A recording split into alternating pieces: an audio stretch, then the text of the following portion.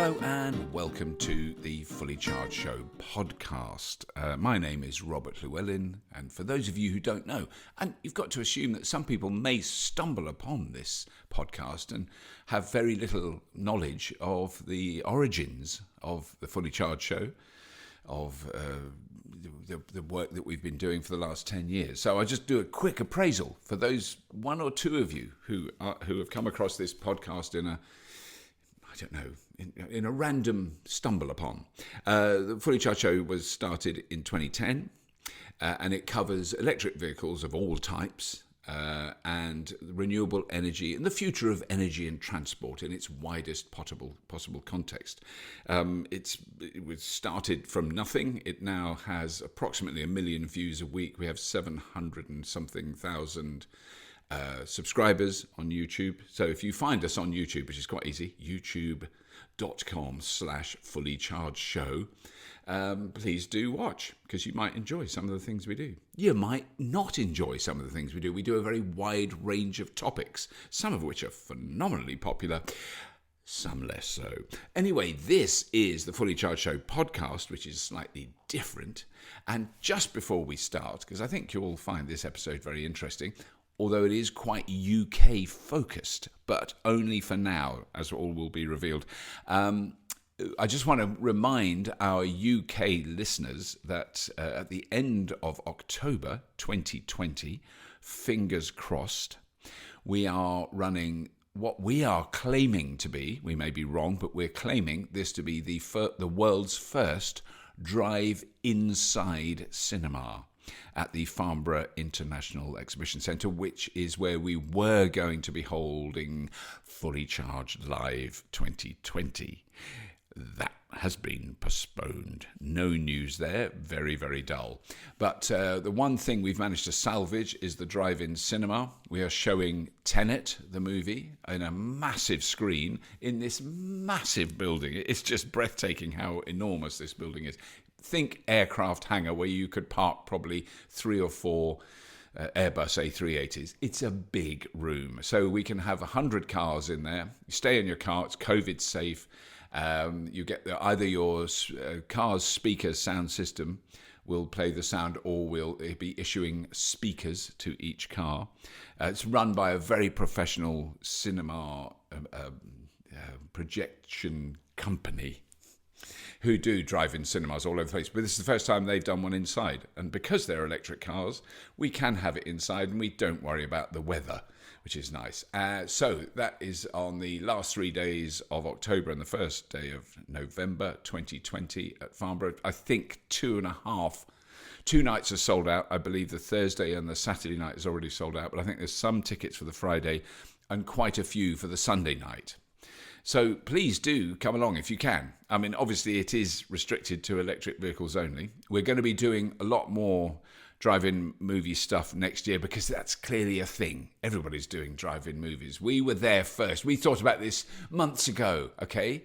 We're not just jumping on the bandwagon. We built the bandwagon, and it's an indoor bandwagon. Anyway, enough of that. This week's episode is about a lovely conversation I had with Ben Lane. Ben Lane is one of the co-founders of Zap Map. And Zap Map is a mapping application that tells you where you can charge your car. But it's about to do a lot more than that. And it's as you'll learn in this episode, it's become my favourite tool to find chargers, because it's really simple to use and the graphical interface is very user-friendly. And I'm a bit obsessed, because I'm quite rubbish at technology. I'm quite obsessed with the human-machine interface and how important that is. And I think Zap Map have got it right. So that's really all I can say before we talk to Ben. So, ladies and gentlemen of the Fully Charged Show podcast listening audience, please welcome Mr. Ben Lane from Zap Map.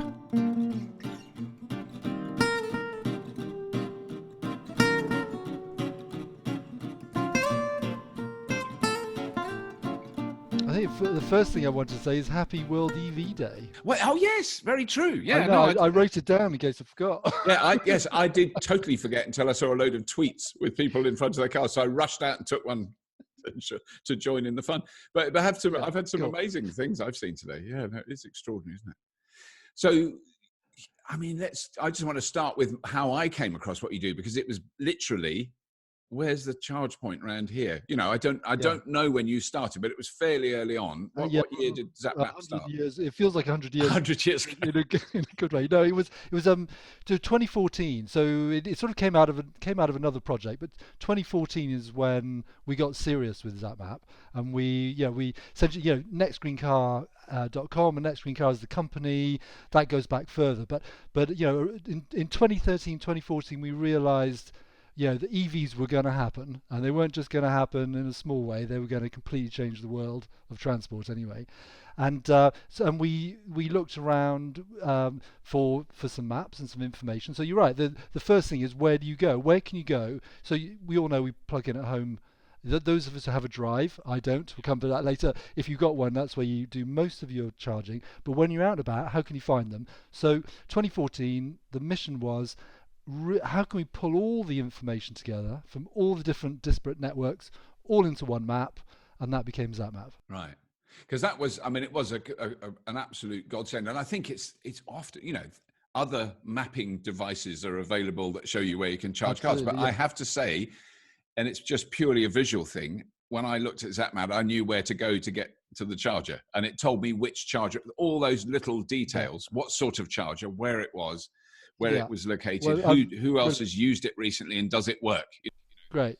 I mean, if you came to a team meeting, you would hear. I mean, there's 13 of us, right? With a couple of contractors as well, maybe 15 on a good day. But if you came to a team meeting, we talk for hours about whether the button should be a bit to the left, bit to the right, what the wording, because it has to be almost seamless. Well, it has to be seamless, but when you've got human beings using technology, it has to be really, really simple to use. It is as simple as that. But to make it simple, we put the hours in. And I can tell. I think it does show. And you can tell. I mean, it's also the phone app works really well. I mean, it's probably about my 5th most used application in terms. It would be probably email, Twitter. I don't even know. I don't know. On my phone, it's Google Maps. Where am I? Address book. Yeah. And Zap Map, it's really up there. When I'm driving around, I'll go, and I think often now more, like my wife's driving somewhere and I'm saying, well, there's a charger here, you can go to that, because she doesn't bother with that stuff. But she's very grateful when I send it. And we're obviously doing something right, so that's great, brilliant. But then what I'm wondering is, do you have any sort of screen grabs of the UK when you started, as in how the density of charges has increased in that time? Oh, that's the hard thing to explain. Melanie, the other co-founder, she can remember the exact number. I think there was something like 700. It might be 700 charge. I think there was 700 devices when we started, and there was a spreadsheet, and we still got it somewhere. And we do have screen grabs, but it's strange, because in the digital world, archiving stuff is very difficult. So it's very easy to forget what the last version looked like. Absolutely.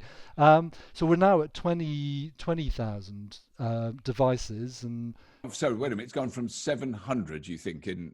I'm misremembering. I think it was actually less than that. But there were, essentially, you could get it on one spreadsheet and you could keep it updated relatively easily. Yes. Now it's so we've got a full-blown sort of data flow and data process just to keep on top of it. And there's you're around 20,000 locations are listed on Zap Map now. I think it's 20,000 devices as we speak, with about 400 to 500 going on a month. Wow! So it is still increasing that much, because there was an exceptional month recently, wasn't there? Somebody announced it. I can't remember where I saw it. Yeah, one of the team probably posted it. So. I think so. Yes, good. It's an exceptional amount of charges. But then, I mean, and I think the important thing I have to remind myself, and also you and our wonderful listeners, is that we got a very international audience on Fully Charged, and on the video, on YouTube in particular, but also on the podcast.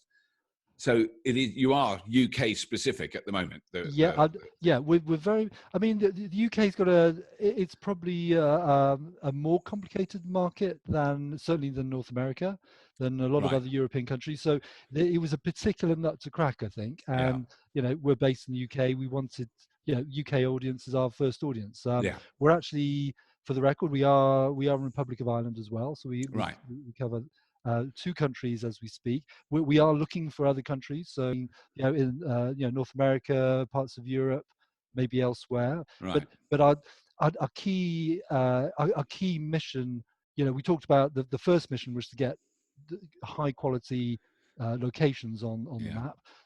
That was mission number one. Then it was a route plan a couple of years ago, and this year, and hopefully we'll come back to this and talk about it in more detail. But it's about payment. So Zap Pay we launched today, and that we wanted to crack that before we went to other countries, but we're certainly planning that. I mean, this is the reason I wanted to talk to you, because that is such a genius idea. Because I mean, I think anything at the moment that simplifies that removes, it's almost like there's someone somewhere, and I know there isn't, Yeah. who went, let's make charging an electric vehicle as incredibly complex and highly friction filled. Can you find out who that is? Yeah, Let's go and who find did them. that? Because there was a period of time when I used to just sit on the curb next to a charger that was working, technically, and I didn't have the right card, or my card hadn't got the right thing, or wasn't the right sort of member, or I couldn't get the app, all that stuff. You're going, why is this so incredibly difficult? And I've talked to people who run the charging stuff, and I understand about, tap to pay makes it more expensive to install, and there's a background costs to that we as consumers wouldn't be aware of. But now what I have seen is where there's a tap to pay charger and it's in the same vicinity as one you have to have an app or a membership card, the tap to pay one gets a lot more use. Absolutely. Simple as that. And I'm sure you're seeing that as well. I mean, you're absolutely right. And, we from where we sit, there's going to be lots of different solutions. Interoperability is the long word that only us in the industry ever use, right? But we know what it means. Yeah. However we get our charges from now on and into the future, when there are going to be 30 million vehicles, it's got to be simple. Yeah. And it's got to be as simple as you can ever possibly make it, and then a little bit simpler than that. You got to really push the boundaries. Tesla were right there, right from the word go. You just plugged it in, and off it went. So in a way, they're the gold standard, and that's what we're heading for. Yeah. But we're absolutely supportive of contactless. Tap and pay. Yeah. Absolutely makes sense, but there are some disadvantages. You mentioned the costs. The cost is the big one to the network, and also there's a sort of networks lose visibility on who's turning up to the chargers. So there are, operationally it makes sense for getting people through quick. So our solution with Zap Pay, it's app based, but it's simple as ABC. We can talk about the A, B, and C later on. But essentially it's very few taps. Your cards, you've already put your card in the first time, and then you don't have to put it in again. Right. And you get a very simple and very easy to use, quick experience, but it's in the app. Right. And then you've got your history. So you've got all your Zap Pay sessions in your account, your receipts, PDFs, all of that sort of thing. So and also there are benefits to the network too. We can tell the network, look, that there are 40% leafs and some X% of Konas. We can tell them what type of vehicles pulled up. So everybody wins by using that, because there's more data flowing. In 2 ways. And so what you then, the task that you've set yourselves with this is developing the relationships with all the different charging suppliers, presumably, because you've got to be able to have an agreement with them in order to be able to, because I'm just desperate to use your app, because it just makes so much sense. And I know just from experience, it's going to be an easier one to use than some. So just to put my background mind at rest, I come up to a charger that accepts Zap Pay. Mm-hmm. I open the app and I go, I want to pay for this electricity at this charger, however that works. We'll come to that in a moment. Do I have to put in any other information from my card at that point, or does it just recognize me? Yeah. Well, let's say that the first time you put your card details in and you press the button. Do you want to remember this for next time? So hopefully say yes. 90%. Over 90% of EV drivers arriving at the unit will have Zap Map open anyway, so they don't even have to open it. It's there, right? So essentially, you hit a button which is marked Zap Pay, and then let's come to the ABC. So A, you choose the connector, tap on that. B, you choose the card. You might have put more than one card. Tap that in, and then you get a little confirm confirm the price. You can go and read the T's and C's of the network because it's a sort of referrer model, so it's still the T's and C's of the network supplying the electrons. And you go, yep, that's all good. Then you hit start charging, and the only thing we can't do for you is grab the connector and put it in the car. So you have to do that yourself, if that's okay. That can lift the connector up and put it in the car. Can you work on that? Well, we'll get a team on that. But so that is, and that's a lot better. So at present, then, how many of the charging networks are you linked to? Yeah, great. How many chargers can I use? We've got a launch partner, which is Ingenie. And we're with Ingenie for September. September, we're rolling out across the country, nice and staged, just to make sure there are no sort of last-minute teething problems. By the end of September, all of the vast majority of the Ingenie points, and they cover the whole of the UK, which is great. We're really glad they chose us. We chose them because they're a really high-quality network, good uptime. Really they do. I haven't yet come across an Ingenie charger that doesn't work. Exactly. Which, I haven't used loads of them, but I have definitely been, I think I can be honest and say that. Yeah. Cool. And then we've got another 3 networks, sort of fast follow-ons. That's right. ESB UK, Life and Hubster. So by the end of the year, we'll have 4 networks. Right. And we're in conversation we're talking to all the networks all the time about lots of different things, but there will be plenty more to follow. So we can't name them yet, but they, by Christmas we'll make some more announcements. But we want, the majority of networks in the UK to offer Zap Pay.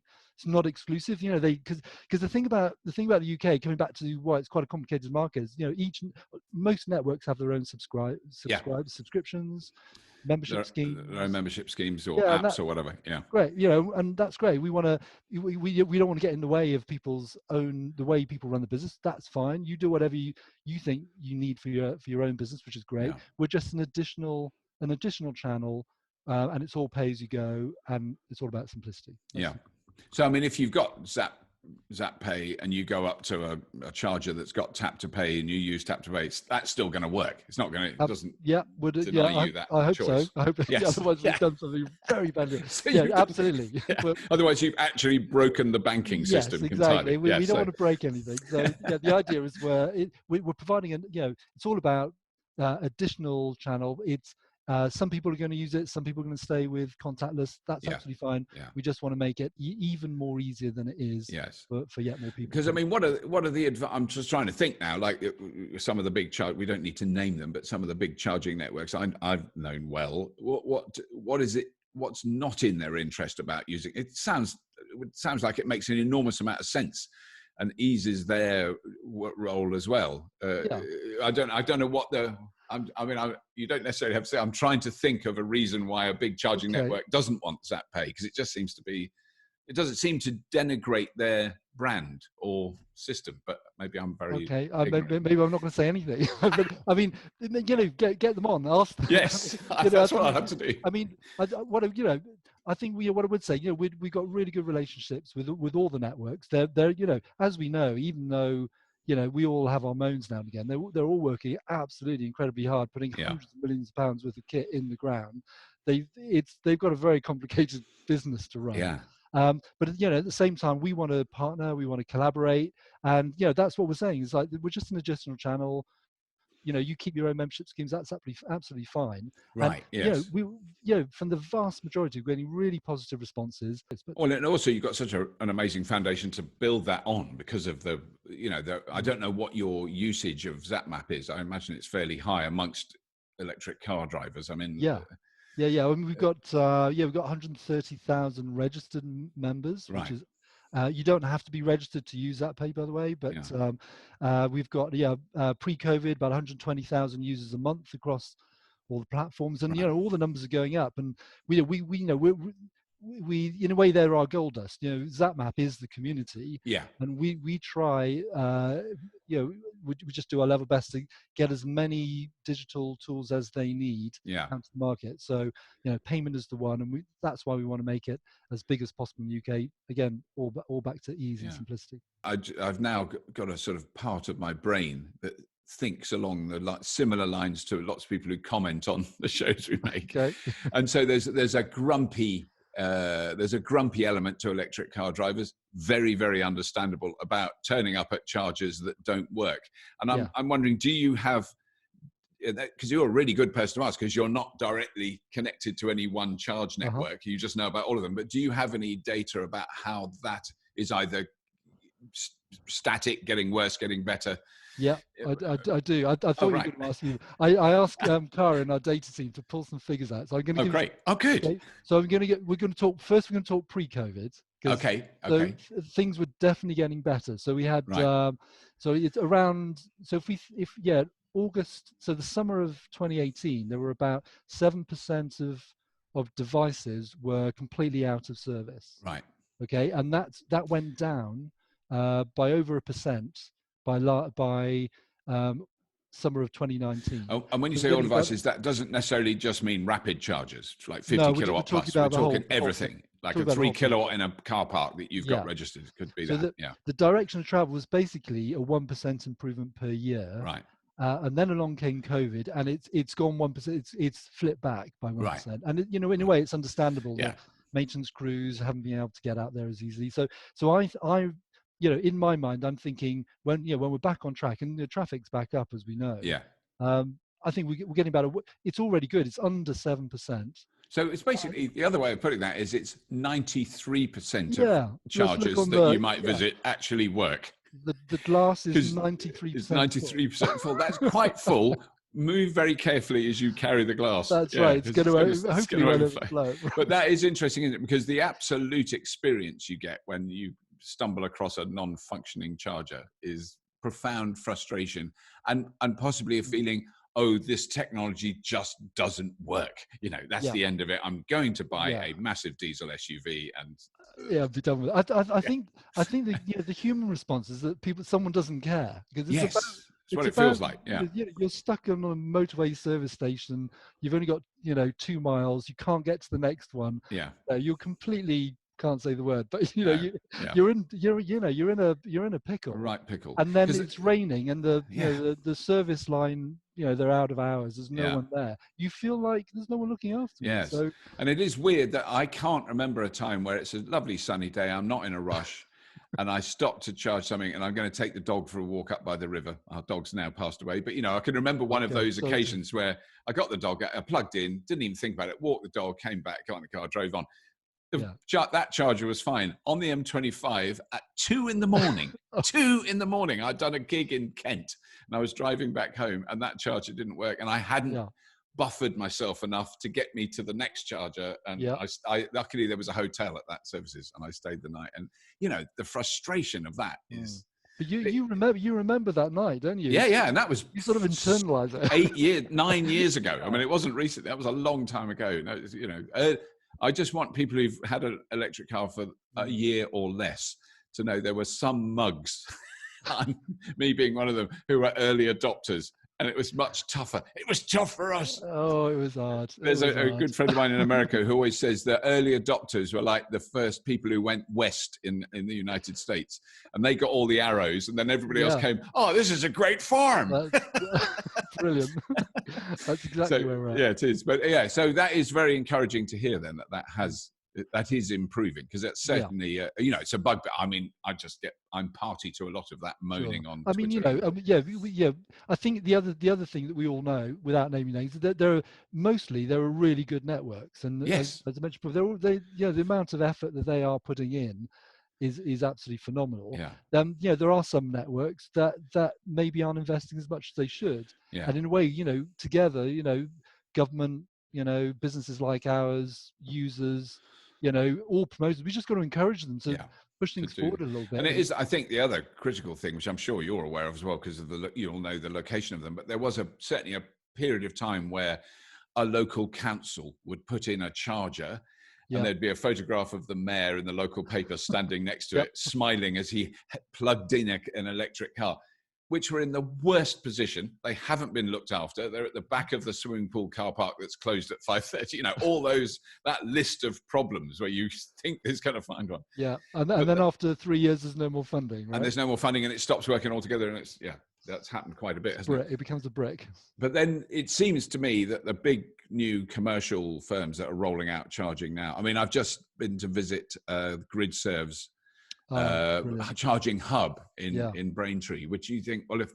they can do, a dozen of those, it Yeah. will be absolutely game changing, because Yeah. And that single place is extraordinary when you see it. did Toddington give you a tour? And Yes, I yeah, had a good look around. I mean, it's still wires coming out of mud. It's not finished yet, yeah. but it will be finished soon. Well, But I saw the video of that, and what I found amazing is it looks just like the animation. looks like it's extraordinary. When you're there, it's like you're in a computer animated Yeah. that isn't quite finished. Right. Okay. That's Not quite finished. Really There were clever effects. There were some dumper trucks chugging around, diesel ones. Sure. Shocking. They should have electric. Oh, okay. Should They will have electric ones soon. But I think that's the reassurance that we all need to give to people who don't have electric cars yet, and that's where it feels like now the two big anxieties are they're too expensive, perfectly understandable, and I can't charge them. Those are that's the two key things now. That people don't mention range anymore. I don't get that. I can't have electric car. I'd have range anxiety. I haven't had that for years. Right. Yeah. But it's the cost of the car, and then the somebody apparently there was a press release today. Someone talking about the price parity coming within 2 years. Yes, the price parity in electric and the legacy manufacturers. Oh, that's a big problem. It's my current bugbear, because it doesn't quite add up. The cost, and I've had amazing conversations with people who can't come on the podcast because they work for big car companies who understand the pricing, who buy the parts for cars of all sorts. I think what you might be trying to say is they're not competitively priced. No, they're competitively priced in order to maintain the sales of combustion cars. Is that what I said? Yeah. Yes, it is what you said. Because it's when you ask them, but the price of a battery has fallen by about 70% in the last 10 years. So 10 years ago, a Mitsubishi i-MiEV that cost £38,000. Well, it was totally understandable. That battery cost about 25 grand. Absolutely. Now that battery costs about 7. Yeah, and in a way, the Model 3 shows you that you can make EVs in a commercial basis. I think Tesla have even hit a profit for a couple of hours. Right. Recently, before their share price went astronomic and then sub whatever the hell happened. Don't look at the detail too much. No, but it can be done. But again, focusing on the positive, there are some amazing brands and beautiful vehicles. Yeah. Like every time I love the I-Pace is just a work amazing of art. car, beautiful car to drive. Yeah. And again, they are. The prices are coming down. Yeah, and I think we're going to see. It will sort out the, the manufacturers that know the future is electric, and with the manufacturers that hope they aren't. Yeah, I think there's still a few of them around. But Volkswagen, for their many long sins in the world of diesel and cheating, that you can't really question their commitment to making electric vehicles. I think Dieselgate oddly came at a good time for them. Yeah. Oh, they sort of woke up before the other majors did. Yeah. And a few boardroom arguments were had, I'm sure. But they came out with the right answer. Yeah. So in the future, you think are you seeing that? It sounds like you are. The future rollout of the charging network in the UK is continuing. It's not diminishing. It's not going down. No. I think it's accelerating. Right. Yeah. So we're at 20,000 charging devices now. Yeah, as I mentioned before, about 400 to 500 a month. So just keeping on top of that from a data point of view is quite a thing. Right. Yeah. But we're gonna. I think we're gonna at least double that, probably triple it. I can imagine in 10 years' time we'll have 50 to 60,000 devices, some in hubs, some on their own. Yeah. Retail car parks, motorway service stations, you name it, everywhere. Yeah. I mean, I sort of think I see it as grazing, that if you're shopping and you're going to park your car for an hour, you Absolutely. graze a bit of electricity, or Yeah. your car does anyway. Yeah. I mean, that is, you're absolutely, I mean, I think that is the thing that needs pushing more than rapids in many ways. If there was, interestingly, we were in St. David's, which is the smallest city in the British Isles, That's right. in West Pembrokeshire. Wales. Yeah. Yes, beautiful, and it was very crowded. We've been there before, and it's like 7 people and a dog and a sheep to escape from a field, and it's because no one's going abroad. It was packed out, but we parked in the little car park near the cathedral, and there were 1, 2, 3, 6 new chargers with 12 outlets, 7 kilowatt chargers that had literally, I would say, been put in a few days before, and they didn't work. They weren't switched on, which was frustrating. Right. But the fact that they've definitely been put in they'll appear. You'll get them soon in St. David's car park. So they, and I don't know, I've never seen that manufacturer. I don't know who made them. They're a very simple, solid, light grey post with 2 7 kilowatt sockets either side. Great. I do remember a phone call coming into the office probably about a year ago. Maybe someone from the council talking about. We have a discussion about what sort of connectors they should have. Great. Because it was very, very. These would, I would say, have been put in the last month, definitely. So it was kind of frustrating. But that is the perfect place, because as a tourist, you drive into St. David's, you plug your car in there, you pay to park, which we did. You then go off and you get fish and chips, or you go shopping, or buy a swimsuit or a surfboard or whatever it is. Yeah. You're there for maybe an hour and a half. Well, it depends on what the feeder is, what the charger is doing. But even, if it's a 22 kilowatt charger in a Tesla, you're adding maybe 100 and plus miles in that time. And even on any car, you're adding 30 or 40 miles, which is 30 or 40 miles. Absolutely, yeah. While you're doing nothing. I was actually down in, I managed a day off work a couple of weeks ago, and I went down to Croy down in North Devon. Right. And I went down with my brother, and we just sort of, driving around looking for somewhere to stay. We found all the car parks there have 7 kilowatt units, and they're free. Right. So essentially the council's just saying, if you drive an EV and you want to come on holiday in our, we're encouraging you. Well, because it's only, they give you get a free $5 or a $10, and the community's winning, because you're going to spend that money in the shops there or whatever. So we did a survey last year, and there are 120 EV tariffs in the UK. Oh my Lord! More than it's just. I mean, that's just crazy, isn't it? That's terrifying. That makes my brain actually ache. Yeah. That is horrific. But I mean, so just explain that 120 different tariffs from loads of different companies, networks, electricity suppliers, you name it. Right, I see. Yeah. Because there's there are different structures. Sometimes there's a pence per minute and a pence per kilowatt hour, and then parking, and then you pay for the charging, and they're different. So it's all the different combinations you could. It's sort of like, it's a tariff expert gone mad, essentially, to create all that. But again, it wasn't intentional. It's just that when an organization is developing a new tariff, they just need to pull it back to simplicity. So pence per kilowatt hour goes down well. It can be a different number, but EV drivers generally accept that. They go, okay, I know what I'm getting. Yeah. It's not time. I know, Source London's time based for historical reasons, but even then you can understand it. It's pence per something. Right. But anything else is too much. It's too much. And I mean, that is the intriguing thing, is that I know that say 2012, because I had an electric car from 2010, 29, I had not a clue how much a kilowatt hour cost. And I'd been buying electricity for the best part of 45 to 50 years at the time. I hadn't a clue. I didn't even know what kilowatt hour is. And it's amazing how rapidly you learn that when you've got an electric car. It's almost like the politician's question, how much is a pint of milk? Yeah. So it's like... Yeah. Which I'm not going to answer. Which I'm not going to answer because we don't sell it in pints. Thank you very much.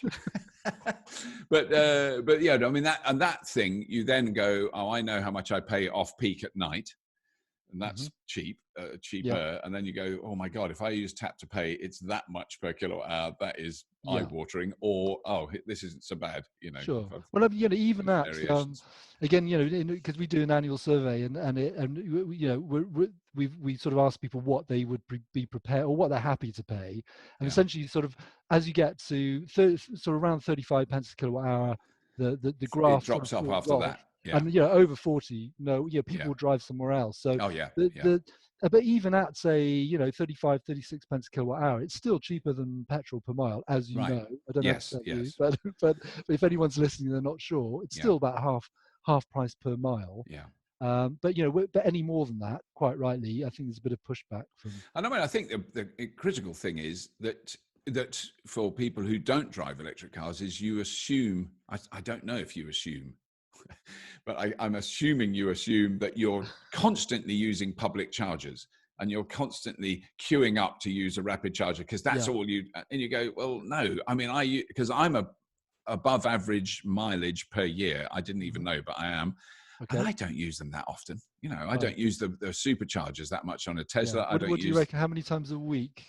No, it's a month. I would say 2 or 3 times a month. If you've got a car that does 250 plus miles, absolutely, there's very few journeys that where you've got to stop to charge. So that's I think on average, the Zap Map users will. Yeah, what is the average usage? It's sort of once a week. It's a visit once a week. Right. That doesn't mean a full charge, and it might be shopping, but on the public network once a week. I mean, I suppose I'm thinking just rapids. No, sort of all charging, not at home. Probably is once a week. Yeah. Because I've got a favorite rapid. Well, I've got 2 favorite rapids because another one's gone in near where I live because I don't have any charging. Right. Yes. I'd love to talk about this. I haven't got a drive. Right. And I don't know how you live. Oh well, I'm going to tell you. Have you not got staff either? I park on the street. you park on the public street. I'm horrified. I get my staff to park the car on the street, right? Because I'm just used to James puts my motor vehicle in the garage. Of course. Absolutely, but I have to. I basically have to go. I do a rapid charge once a week. Right. If I'm not driving around at the moment, I'm doing loads of testing. But in a normal week, although that seems a long time ago, I'll basically park up for half an hour, 40 minutes, get a coffee, because all these places have coffee. Yeah. I get a coffee and do some work in the car, and I get a full charge. So it's not the end of. It's actually quite nice. I quite like it. Yeah. Bit of me time. So you've managed to do that for some time, that you don't have a charge because that's 6 or 7 years now. Yes, because that is the other. I forgot because there are 3. From people that I hear from. I'd love an electric car, but they cost too much. I can't rely on the public charging, and I've got nowhere at home to charge it. Those are the sort of 3 big. It's not range anymore. It's those 3. And it would definitely be easier if I could plug in overnight, because I'd just be 100% every, and you get it's a bigger 100% if you charge overnight, isn't it? Yeah. Yes, if you charge, the slower you can charge in many ways for that sort of thing, the better. Yeah. But I mean, I've charged. So I've had my this Tesla now for a year, and I've charged it full twice in that time to 100%. So one of them was last week, where I got 300. 304. I did take a picture of it. I can't because I was so. It's a tragic thing. I went out to the car park, which was overlooked by people having breakfast. Got in the car and I was punching the air. Yes. And then I kind of glanced up, and there was a nice lady having her cornflakes, thinking, "That poor man. What a sad." Well, whatever makes you happy, I guess. Yes. But the other one, which we've heard recently, which is really interesting. So Maddie Moat, who does presenting for us and does a lot of stuff on the BBC in the UK. Was using it on her own, driving home late at night, used Zap Map, because I told her to, good. Found a charger in a car park. It worked. There's no problem with the charger, but it was really dark. Mm-hmm. It was in the corner of a car park that was dark. She's on her own. She's a young woman. She found it fairly nerve-wracking. Sure. She said she wouldn't normally go into the corner of a dark car park on her own. Right, okay. And that is actually an issue that I hadn't, of course, as a sexist old bloke, it never occurred to me, that would be a problem. No, again, it's it's about a quality of service, which is sort of a bit of that's what those sort of phrases mean. It's about providing good places with with access to, Wi-Fi, coffee if Yeah. you can, Yeah. but lighting. And so it's a duty of care thing, isn't it? Yes. Yeah. Mm. No, which is what I mean. That's then you see something like the grid serve installation, and go that is the answer to that Yeah. specific problem. And I think that's the thing that certainly you and I are very aware of. And I'm sort of thinking most of our listeners on this will be fairly au fait with the kind of electric car culture, but it is that thing where the history of it, which is going to be a short history of its development, like particularly say the last 11 years and up to about 18 months ago, where it was still, I think we've turned a corner with charging and with the technology, and now we're seeing the really fast charges. I think when I first charged the Tesla with a charger that could deliver 250 kilowatts, Mm-hmm. and I got the battery as low as I could to get you go, Right. that is fast. When you Wow. see, I mean, now a 50 or a supercharger, say 100 kilowatts, somewhere around there, which is where they generally are, is adding about 500 miles range in an hour, Wow. which means Okay. that in half an hour you've done 250. Well, you're not going to Yeah. charge for that long. Yes. On the very fast ones, it was 1,000 miles range in an hour. That's a nice way to look at it. And I'd never occurred to me, but that's how they describe it. And then, of course, the Porsche Taycan, which I don't think it is actually doing 350 kilowatts yet. I think somewhere around 300.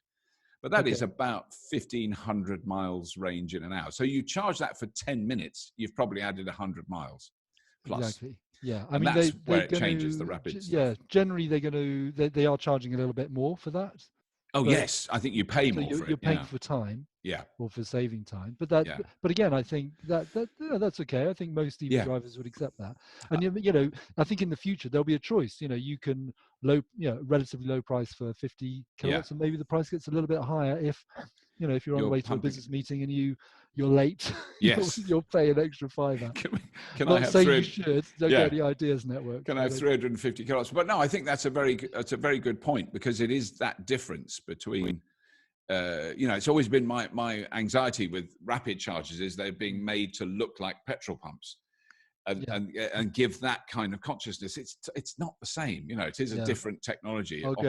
That's my pet hate. If you get in, there's some EVs and you look on the dashboard and there's an icon which looks like a petrol pump. Yes. And you're just thinking, no, don't. It should be a plug. It's or a battery or whatever. Yeah, and I know, and I know there is a cable which looks like a hose, but but I mean, it is that those differences are fascinating. Now, here's, I think, probably getting towards the end of my questions, because I'm trying to keep them basic, but things like vehicle to grid systems that are in, that is coming. Now, I've just been talking about type 2 vehicle to grid systems, which is clearly the answer to vehicle to grid. Because at the moment, I've got a vehicle to grid unit here that is CHAdeMO, and works with Nissan Leafs, which is fantastic that Nissan have developed that technology.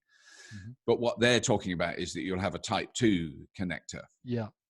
And I mean, I'm wondering how you see that affecting the way people use public chargers. Because if you can effectively buy and sell electricity.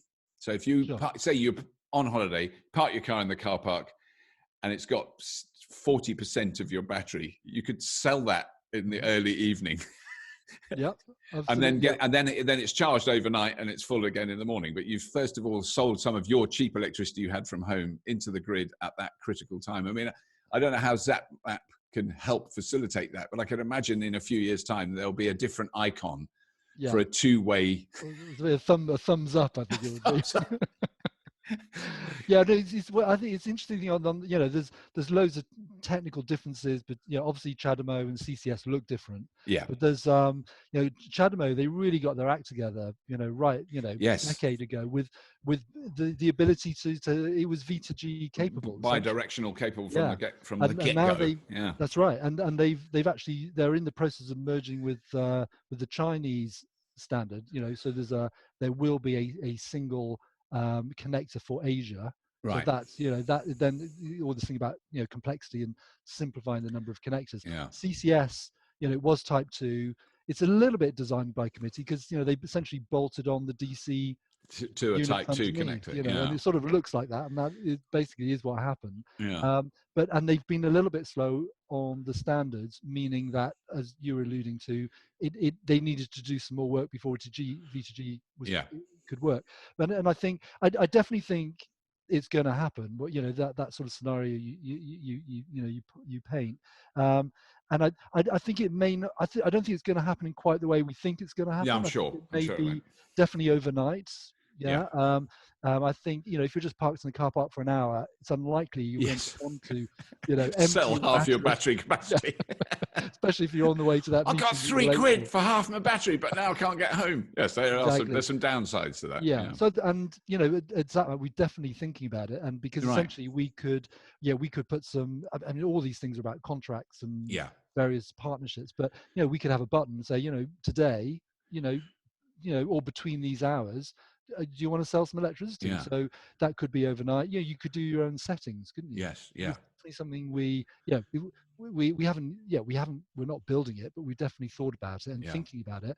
And you know, I think where we're at with Zap Map as a platform is that we know it's never going to stand still. It's just going to Yes. evolve as things like V2G happen. We'll work out a way to make that, to bring that within Yeah. Zap Map, you know, at the right time. So, I mean, explain then how people, the one or two listeners we've got in the UK, I think it's a bit more than that, how they can upgrade their Zap Map to Zap Pay. Okay. Do you do it through the app, or do you need to download another? You basically, we've deployed the iOS and Android. They're rolling out this week. Right. In the week that we're speaking, they're rolling Yeah. out. So when you get the update, it will, as long as you've got the latest one, it will have that Zap Pay capability. Oh, fantastic! Yeah. So in your existing Zap, Yeah. it's not, you don't have to download an extra app. No. All That's a in one. plus. All in one. That's a plus. But it will only show Zap Pay on the Zap Pay enabled devices. Right. Yeah. And at the moment, as you know, while we're making this podcast, there are 10.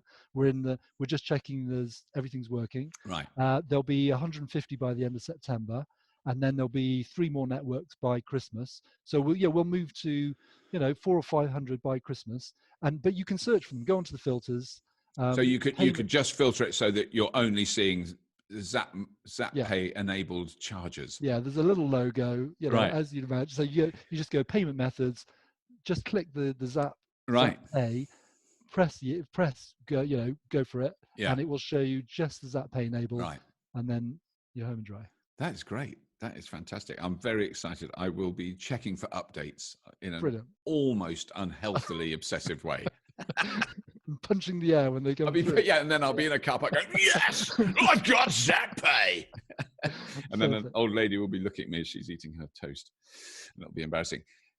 Ben, thank you so much for your time today, because that has been really fascinating. And I want to talk to you again about charging in the future, because it is such a rapid growth area, and there's so many, as you've been explaining, so many incredible variables and it's changing.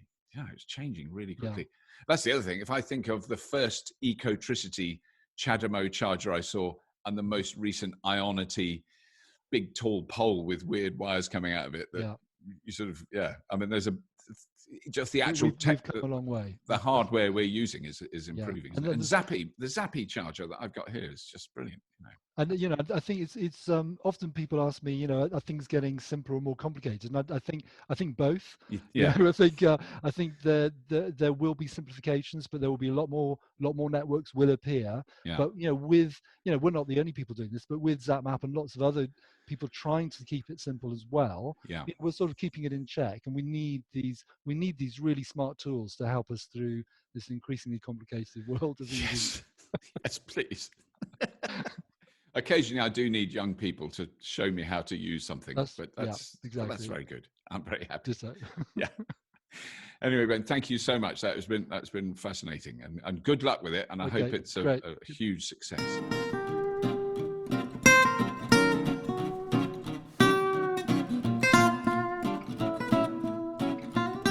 Well, I really hope you enjoyed that. It was very interesting talking to Ben. He's such a lovely fella. Zap Map seems to be going from strength to strength. I really do hope they expand into other countries, because you have a look at it.